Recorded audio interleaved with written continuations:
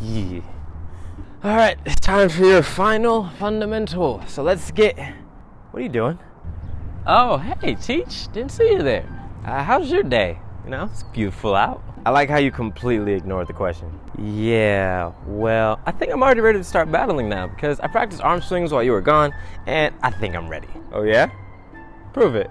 In a combo. Combo? I haven't heard that term before. Okay, sure.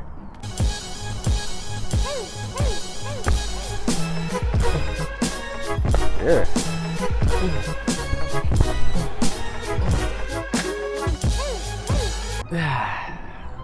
Pretty sure I nailed it.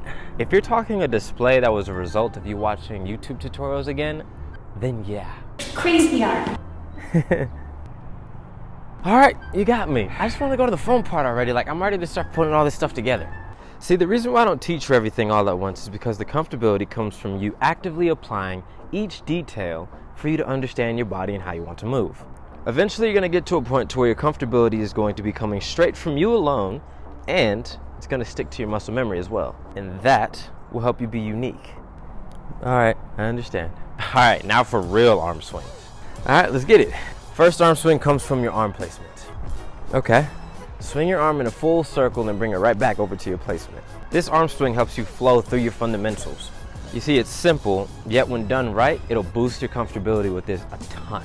This is usually done with the talking hand position as a reference. Sweet. Second arm swing is going to be an open swing. When you swing your arm this time, keep it loose. This can create effective reactions and provides aliveness that'll give you more momentum. This also helps for a good follow-up as well. This is usually done with the liveness hand position for reference. Okay, nice. And lastly, your third arm swing is going to be a full stop. This will bring a lot of power for your finished ideas. This could also help you release all of your energy to a specific point, which then you can either break from or continue to apply more force to. A good reference hand position to practice this would be the power position. Glad to see you catching on. Okay, got it. And with that, you are officially done building the base that you can create from. That means from here on out, we're gonna be dancing with music and freestyling. Huh? Freestyle, of course. Freestyling. You okay? Whoa, whoa.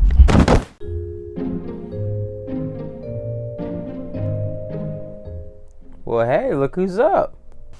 Teach? You really gotta stop fainting. You don't even have a medical condition. How would you know? I had you checked after bringing you to the hospital. The hospital? Yep. How long was I out?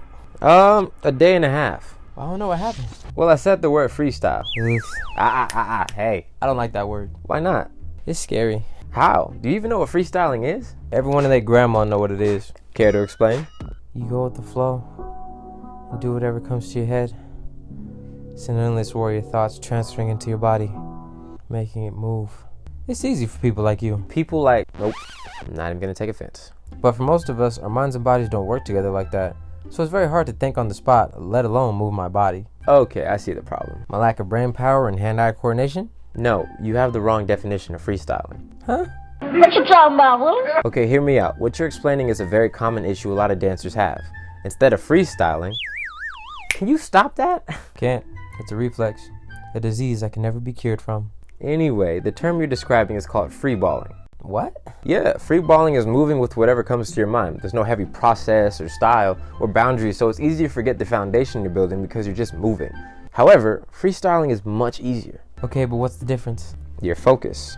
Explain. Freestyle, in literal terms, is freedom in a style. Style, in our case, is always backed by foundations and fundamentals. So your understanding of those fundamentals provides access to freestyling. That's too many big words. Can I have an example? Okay, swimming. In this sport, you have different strokes. Breaststrokes, backstrokes, butterfly, and some would even consider side strokes. Yeah, except for me, because I only swim in the stroke of constant fear of drowning. No. Well, they also have a freestyle, basically saying you can race using any of those strokes you want. It's your choice on how you use them in terms of the race. Makes sense. Well, that's what freestyling dance is. You're taking all the fundamentals in a style and you're putting them in your own sequences and combos. So if I choose to arm swing, chest pop, and stomp instead of stomp, chest pop, arm swing, then you're freestyling. Oh, hell yeah, that sounds much easier. I want to freestyle now. Oh wow, I'm cured. Hey Teach, I like this whole hair down look, you know, with the ski mask. It looks really nice. Thank you. So what's up?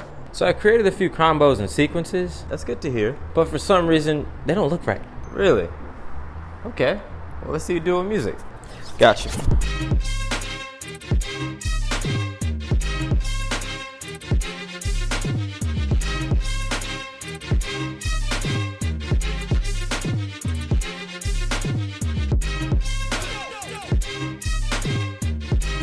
I see the problem. Enlighten me. It feels weird because there's no feeling there. You need some groove. Groove? What's that? Grooves are repeated movements and bounces that display rhythm and flow. Hey, I like that show. Huh? Rhythm and Flow. You know the TV show about rappers? Actually, that's perfect. Me rapping? Oh, no, man. But I guess I'll... No. I mean, this will help you understand groove. Okay. How? MCs and rappers use their lyrics to flow, but they generally stay on beat. Obviously. If Krump Fundamentals helps you create your lyrics, then groove essentially helps you apply it to the music. Okay. You can always switch flows, but the groove stays there. Ah. Okay. Alright, so try your combo again with groove. Alright. Okay, start with a bounce. Okay. Alright, now groove a little bit. Alright, like this. Alright, so add your combo.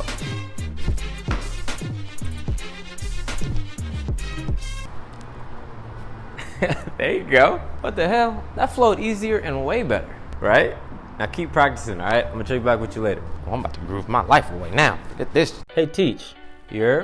So I feel pretty confident in my fundamentals now. Those grooves helped a lot with trying to put everything to the music. I'm glad to hear that.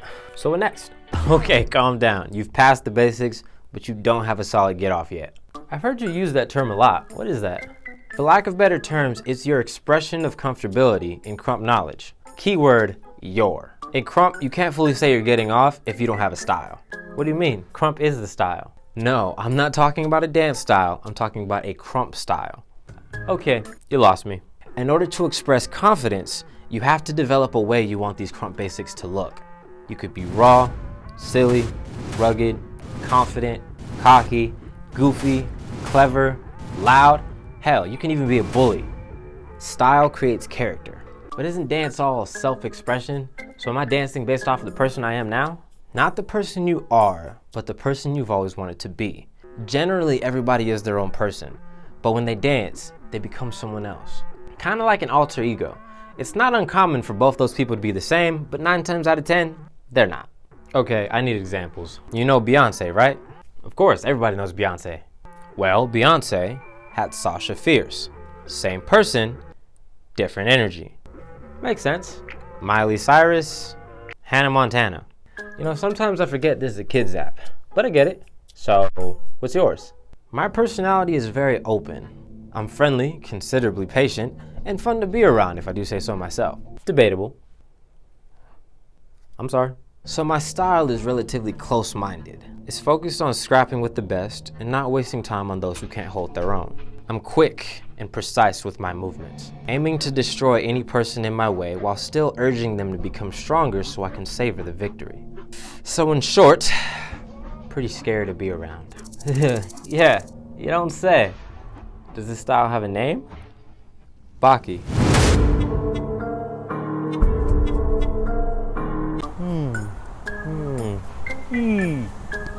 You know, it's a beautiful day out today, isn't it?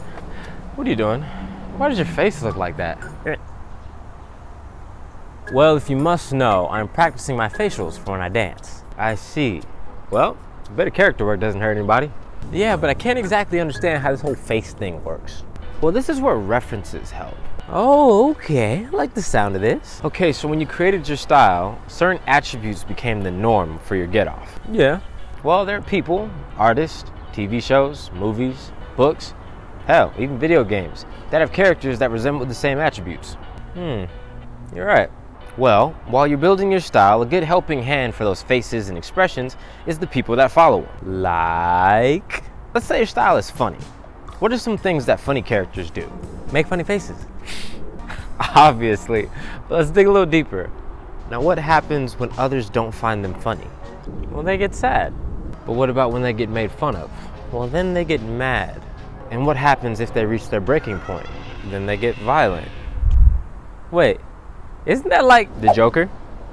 Yeah, so there's a reference. Wow, I didn't think Krump involved so much research. Well, it isn't just a dance style.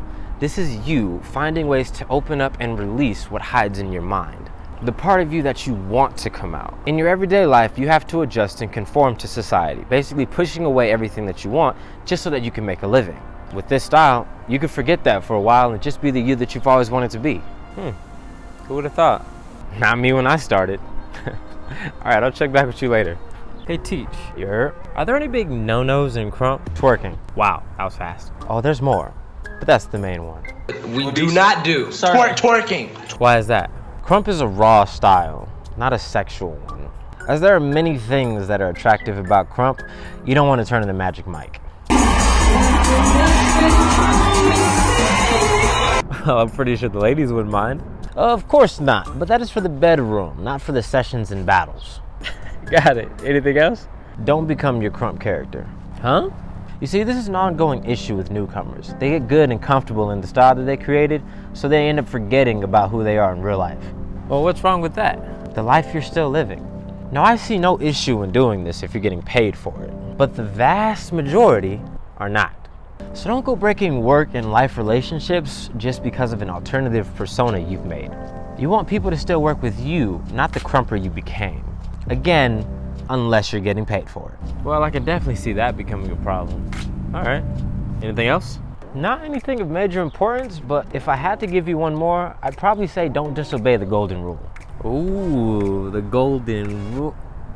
Wait, like the elementary school golden rule? Yeah, treat others the way you want to be treated. That rule? Yep. Who cares about that rule? Nobody. You will when you start battling. You see, nobody wants to admit it at first, but as you watch them, over time you'll see them slowly start to adjust. This is not only a dance lesson, but also a life lesson. So let me reiterate this golden rule. Okay. Don't dish out something you can't take. You want to give out big energy, you better be ready to take it. Because sooner or later, someone's gonna give it to you. Cool. I'll see you around.